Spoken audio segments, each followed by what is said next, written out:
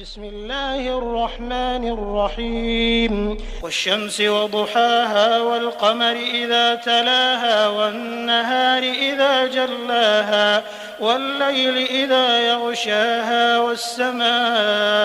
وما بناها والأرض وما طحاها ونفس وما سواها فألهمها فجورها وتقواها قد أفلح من زكاها وقد خاب من دساها كذبت ثمود بطغواها